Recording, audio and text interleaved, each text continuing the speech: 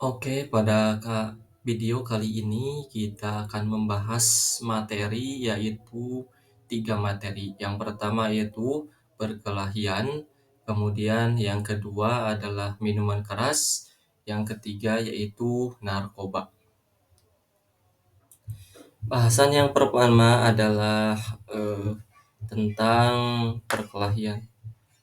Definisi perkelahian menurut para ahli: satu, Surjono Sukanto berpendapat bahwa perkelahian adalah suatu bentuk dari tindakan agresi yang dilakukan oleh individu atau kelompok yang bertujuan untuk melukai atau menghancurkan lawan secara fisik atau mental. Perkelahian biasanya timbul akibat adanya konflik atau perbedaan pendapat yang tidak dapat diselesaikan secara damai. Kemudian yang kedua, para ahli menyebutkan bahwa perkelahian adalah salah satu bentuk dari perilaku destruktif yang dapat muncul akibat adanya konflik antar individu atau kelompok. Hal ini sering kali terjadi ketika komunikasi dan negosiasi gagal, sehingga pihak-pihak yang terlibat memilih untuk menggunakan kekerasan sebagai cara untuk menyelesaikan masalah. Adapun faktor-faktor yang dapat menyebabkan terjadi perkelahian antara lain yaitu satu, faktor emosional, kemarahan dan frustasi. Emosi negatif seperti kemarahan dan frustasi seringkali menjadi pemicu utama perkelahian. Ketika seseorang merasa terancam, terhina, atau tidak dihargai, mereka mungkin merespon dengan tindak agresif, rasa dendam, keinginan untuk membalas dendam atas perlakuan yang dianggap tidak adil juga dapat memicu perkelahian. Kemudian yang kedua adalah faktor sosial, pengaruh lingkungan. Lingkungan yang kurang kondusif seperti komunitas dengan tingkat kriminalitas tinggi atau budaya kekerasan dapat mendorong seseorang untuk terlibat dalam perkelahian. Teman-teman sebayanya seorang terutama remaja seringkali mereka berkelahi karena dorongan dari teman-teman sebayanya atau untuk mempertahankan reputasi dan status sosial. Faktor ketiga adalah faktor ekonomi. Kemiskinan, kondisi ekonomi yang sulit dapat memicu stres dan frustasi yang pada gilirannya dapat memicu konflik dan perkelahian. Persaingan untuk mendapatkan sumber daya ekonomi yang terbatas juga dapat menyebabkan perkelahian, terutama dalam lingkungan di mana kesempatan ekonomi langka. 4. Faktor budaya. Budaya kekerasan. Dalam beberapa budaya kekerasan dan perkelahian mungkin dianggap sebagai cara yang dapat diterima untuk menyelesaikan konflik atau mempertahankan kehormatan. Kemudian ini adalah beberapa ikhtiar atau upaya yang dapat dilakukan untuk mencegah perkelahian. 1. Pendidikan karakter, pengembangan emosi, dan kontrol diri. Melalui pendidikan karakter, individu dapat diajarkan bagaimana mengelola emosi mereka seperti kemarahan dan frustasi, serta meningkatkan kemampuan dalam mengontrol diri. Ini penting untuk mencegah reaksi impulsif yang dapat memicu perkelahian. Kemudian selanjutnya adalah komunikasi yang efektif. Mendorong dialog terbuka, menciptakan lingkungan di mana orang merasa nyaman untuk berbicara tentang masalah mereka secara terbuka dapat memecah perkelahian. Dialog yang terbuka memungkinkan menyelesaikan masalah sebelum konflik meningkat menjadi kekerasan. Mediasi dan negosiasi melibatkan pihak ketiga sebagai mediator untuk membantu menengahi perselisihan sebelum eksklusi menjadi perkelahian. Kemudian selanjutnya meningkatkan pengawasan dan disiplin. Kebijakan sekolah yang ketat. Sekolah dapat memperlakukan aturan yang tegas terhadap perilaku kekerasan dan mengadakan program anti kekerasan untuk mendidik siswa tentang pentingnya menyelesaikan konflik tanpa kekerasan. Kemudian ada pengawasan orang tua. Orang tua perlu aktif dalam mengawasi kegiatan anak-anak mereka dan memberikan bimbingan serta arahan yang baik dalam menghadapi konflik. Bahasan yang kedua yaitu minuman keras. Pengertian minuman keras atau khamr merujuk pada jenis minuman yang mengandung alkohol dalam jumlah tinggi. Secara umum, istilah ini digunakan untuk menggambarkan minuman yang dapat mempengaruhi sistem saraf pusat dan menyebabkan efek intoxicating seperti pengurangan koordinasi motorik dan penurunan kewaspadaan. Dalam konteks agama Islam, istilah khamar secara khusus merujuk pada minuman yang memabukkan dan dilarang dalam ajaran Islam. Khamar dalam Islam mencakup semua jenis minuman yang mengandung alkohol, termasuk bir, anggur, dan minuman keras lainnya. Di dalam Al-Quran pun disebutkan larangan daripada khamar tersebut, yaitu surat Al-Maidah ayat 90. A'udzu billahi minasy syaithanir rajim. Bismillahirrahmanirrahim. Ya ayyuhalladzina amanu innamal khamru wal maisiru wal ansabu wal azlamu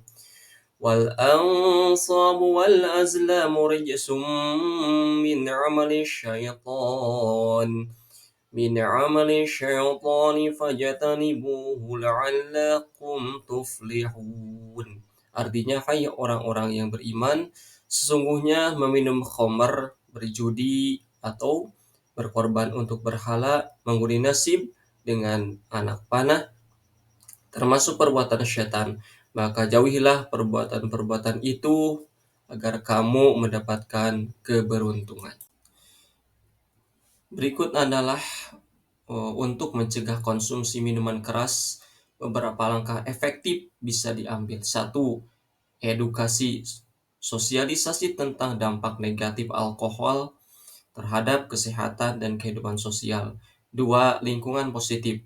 Ciptakan lingkungan yang mendukung gaya hidup sehat dan bebas dari alkohol. 3. Hindari situasi pemicu. Jangan berada di tempat-tempat di mana alkohol sering dikonsumsi.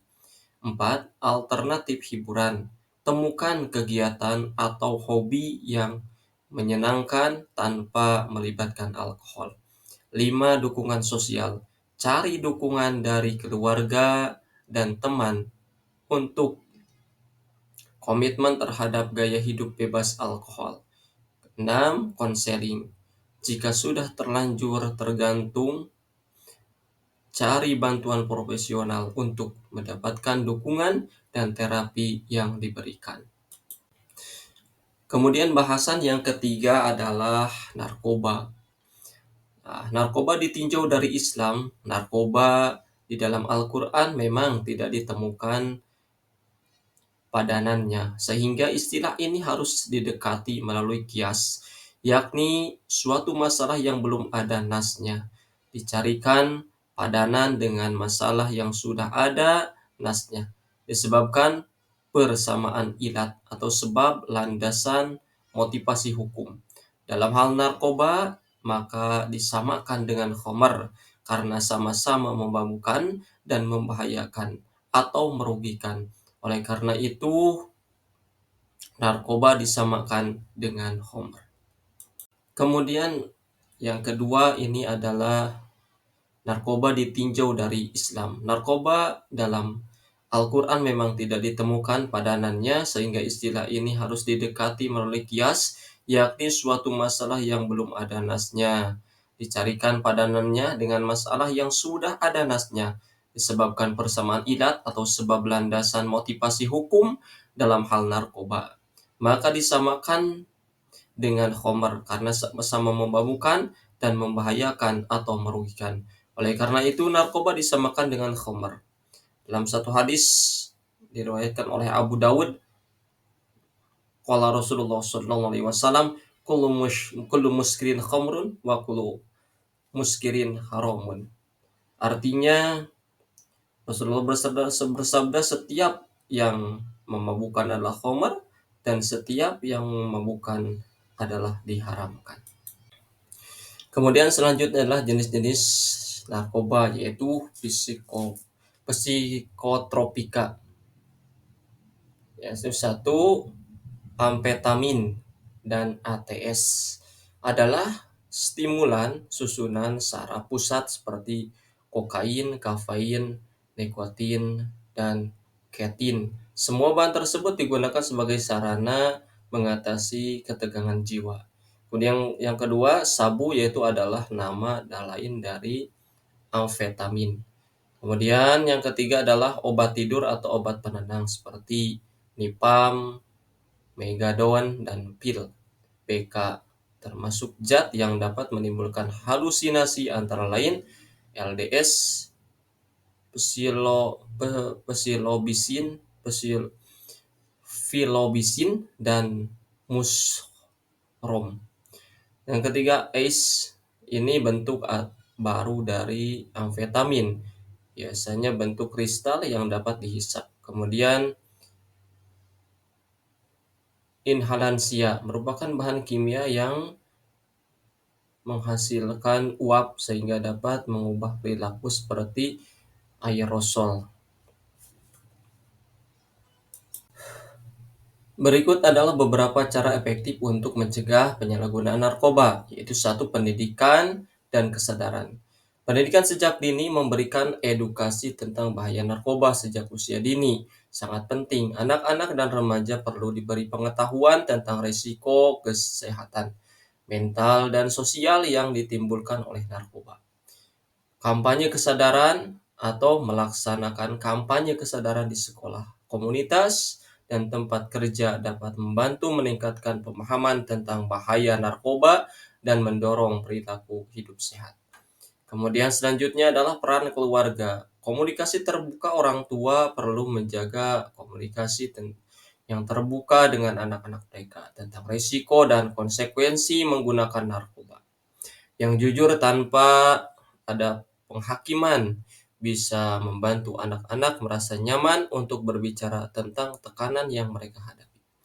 Kemudian yang selanjutnya, teladan yang baik. Orang tua harus memberikan contoh perilaku yang baik, bertanggung jawab, serta menghindari menggunakan zat-zat terlarang atau menyalahgunakan obat-obat. Kemudian pencegahan selanjutnya adalah kegiatan positif, pengembangan bakat dan minat. Mengikut sertakan anak-anak dan remaja dalam kegiatan positif seperti olahraga, seni, atau kegiatan ekstrakurikuler lainnya dapat membantu mereka menyalurkan energi dan waktu luang mereka ke hal-hal yang konstruktif, mengurangi risiko terjerumus dalam penyalahgunaan narkoba. Kegiatan religius dan sosial melibatkan anak-anak remaja dalam kegiatan keagamaan atau sosial dan membantu mereka mengembangkan nilai-nilai motivasi kuat dan mendapatkan dukungan dari komunitas yang lainnya.